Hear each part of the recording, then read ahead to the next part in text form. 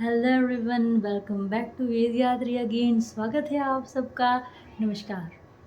आज हम बात करने जा रहे हैं विष्णु भगवान के तीसरे अवतार जो कि है वराह अवतार के बारे में। जी हाँ, वो अवतार जो कि लिया था विष्णु भगवान ने। आज हम शुरुआत करेंगे। उससे पहले हम क्या करते हैं, हर बार हम कैरेक्टर्स जानते हैं, है ना। तो चलिए वराह अवतार के कैरेक्टर्स भी जान लेते हैं। सबसे पहले है विष्णुदेव, यानी कि वराह अवतार जो है। उसके बाद है जया और विजया। उसके बाद है ब्रह्मा जी के 4 पुत्र जिनके नाम मैं आगे बताऊंगी।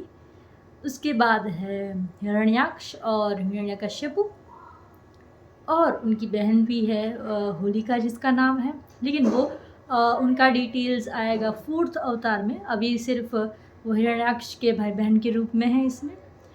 इसके अलावा है ऋषि कश्यप और दीति, जो कि हिरण्याक्ष और हिरण्यकश्यप के माता पिता थे। अब चलिए शुरू करते हैं आज की कहानी, लेकिन उससे पहले हमें जाना पड़ेगा सतयुग में।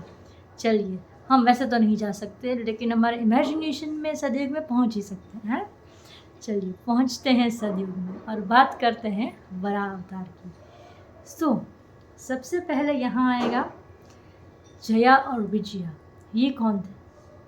क्योंकि ये थे विष्णु जी के वैकुंठ के द्वार के रक्षक। जी हाँ, आप सोचेंगे विष्णु जी के वैकुंठ को तो क्या ज़रूरत है रक्षा करने की, लेकिन नहीं, विष्णु जी के द्वार के रक्षक थे 2, जया और विजया, जिनका काम था कि जो विष्णु जी से मिलने आए उनको परमिशन देना, उनको कहना कि आप लोग अंदर जाके विष्णु जी से मिल सकते थे। यह कार्य था। और अगर कुछ भी हो वैकुंठ में तो वैकुंठ की रक्षा करना का कार्य जया और विजया का था। अब एक दिन हुआ यूं कि विष्णु जी से मिलने आए ब्रह्मा जी के 4 पुत्र, जिनका नाम था कुछ इस तरह: सनंदन, सनातन और सनत कुमार। जी हाँ, ये थे ब्रह्मा जी के 4 पुत्र। वो आए मिलने विष्णु जी से। अब जया और विजया वहाँ खड़े थे द्वार पर। उन्होंने इन लोगों को अंदर जाने से मना कर दिया। आराम से किया, प्रेम से मना किया, लेकिन फिर भी वो लोग नहीं माने। उनको अंदर ही जाना था विष्णु जी से मिलने। इस तरफ ना वो लोग मान रहे थे, इस तरफ ना जया और विजय उन्हें अंदर जाने दे रहे थे। तब वहाँ पर इन पुत्रों को, ब्रह्मा जी के पुत्रों को गुस्सा आया और उन्होंने उस क्रोधवश उनको श्राप दे दिया कि उनको मृत्यु लोक में जन्म लेना पड़ेगा। यहाँ मृत्यु लोक का मतलब है हमारा अर्थ। अब उनको ये श्राप दिया गया कि उनको मनुष्य अवतार लेना पड़ेगा। सोचिए, मनुष्य अवतार को श्राप माना जाता था। सोचिए, क्या हम भी यही जी रहे हैं? पता नहीं, ये it's just a question in the middle of the story. आगे बढ़ते हैं। तो अब उन्होंने यह सुनकर विष्णु जी बाहर आए द्वार पर, यह सब कुछ सुनकर, और उन्होंने ब्रह्मा जी के पुत्रों को समझाया कि जया और विजया जो कर रहे हैं वो उनके अनुसार कर रहे हैं, उनकी आज्ञा का पालन कर रहे हैं। जो आदेश उन्हें मिला था वही वो लोग अपना रहे हैं। लेकिन फिर भी यह ब्रह्मा जी के पुत्र नहीं माने और उन्होंने कहा कि यह श्राप वापस नहीं लिया जा सकता। तब विष्णु जी ने जया और विजया को 2 विकल्प दिए कि या तो आप मेरे साथ 7 जन्मों में, मैं जो 10 अवतार लूँगा उसमें से आप 7 अवतार में आप मेरे साथ आएंगे, मेरे दोस्त के रूप में, मेरे सखा के रूप में। 3 अवतार में बाकी नहीं होंगे, लेकिन आपको 7 अवतार मेरे साथ मित्र के रूप में आना पड़ेगा। या फिर आप लोग 3 अवतार मेरे दुश्मन के रूप में आएंगे और मैं आपका वध करूँगा।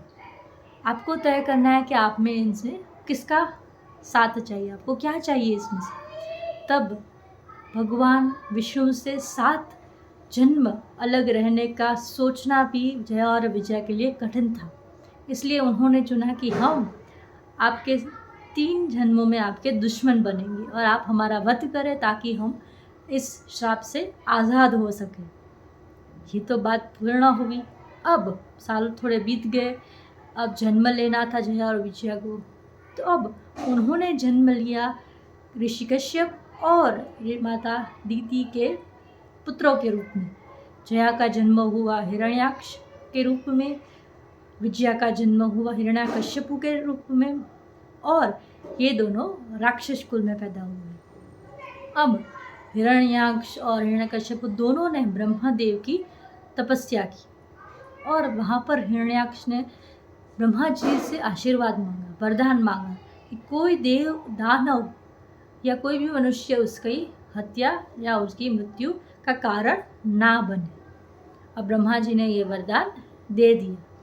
अब आप सब जानते हैं राक्षस को जब जब कोई वरदान मिला है तो उसका दुरुपयोग करते ही है।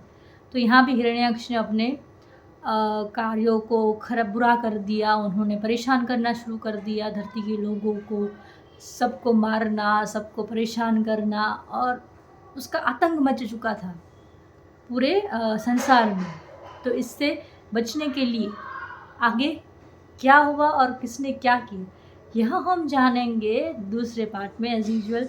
सो अगर आपको दूसरा पार्ट जानना है then do follow Vedyatri on YouTube, and अगर आपको और अपडेट्स चाहिए और भी फैक्ट्स जाने then do follow Vedyatri on Instagram. और तब तक के लिए आप लोग मेरे दूसरे वीडियोस भी देखें and enjoy the stories of all this avatars. और इसके अलावा बहुत सारे वीडियोस हैं मेरे घूमने के भी और ट्रैवल ब्लॉग्स भी है, सो आप वो भी देख सकते हैं। थैंक यू, बाय बाय, नमस्कार।